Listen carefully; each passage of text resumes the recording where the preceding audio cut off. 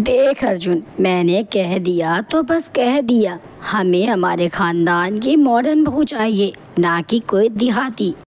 तो ये प्यार मोहब्बत के चक्कर में मत पड़। मैंने जहाँ ज़बान डाली है तेरी शादी वहीं करवाऊंगी।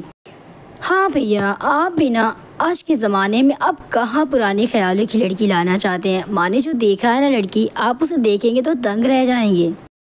लेकिन प्रीति, मैं नहीं करना चाहता किसी भी मॉडल ख्यालों की लड़की से शादी। मैं शादी अर्पिता से करना चाहता हूँ। देख अर्जुन, अगर तू मेरे खिलाफ जाकर अपने पसंद की शादी करना चाहेगा तो मैं ये घर छोड़कर हमेशा हमेशा के लिए चली जाऊंगी।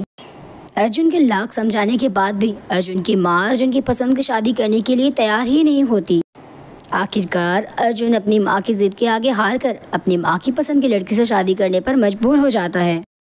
जो प्यार मैंने अर्पिता को किया है, मैं वो इस लड़की को कभी नहीं दे सकता।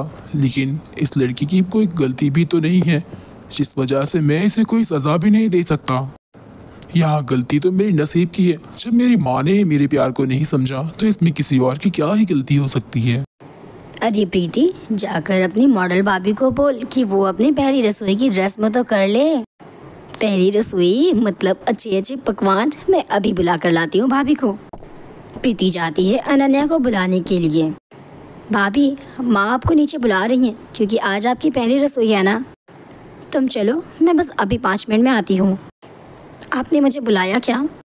हाँ बहू, वो तेरी पहली रसोई है ना, जाकर रसोई में कुछ अच्छा सा बना दे। ठीक है, मैं अभी बना कर लाती हूँ सबके लिए कुछ अच्छा सा। अनन्या रसोई में जाती है और सबके लिए मैगी बना कर लाती है। जो देख प्रीति कहती है, अरे भाभी, ये क्या बनाया है आपने? मुझे तो लगा आज आपकी पहली रसोई है तो अच्छे अच्छे पकवान खाने को मिलेंगे।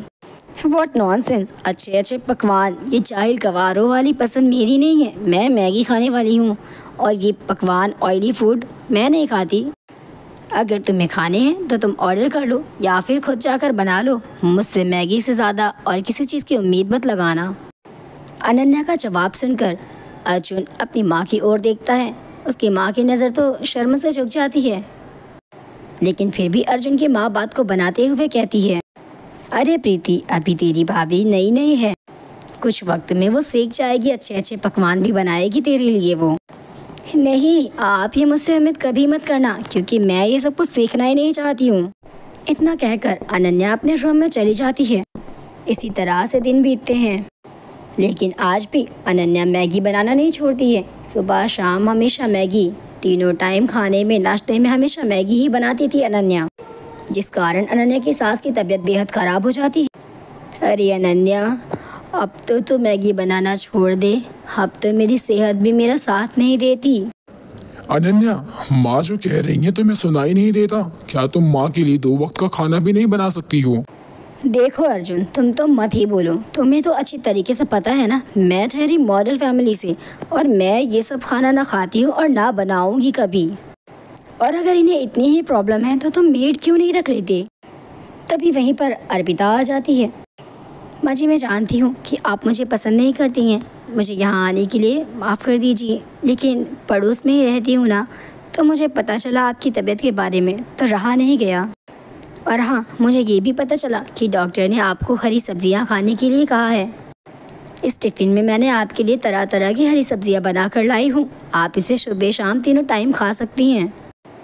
आज अर्जुन की माँ को अपनी गलती का एहसास होता है। बेटा, मुझे माफ़ कर दे, मुझसे बहुत बड़ी भूल हो गई।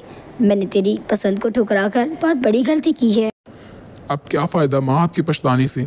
अब तो मेरी ज़िंदगी बर्बाद हो चुकी है ना। अब मैं ना अनन्या को छोड़ सकता हूँ और ना ही अर्पिता को अपना सकता हूँ।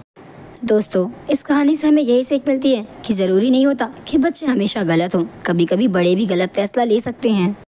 इसीलिए हमें हमारे बच्चों की राय ज़रूर जान लेना चाहिए एक बार।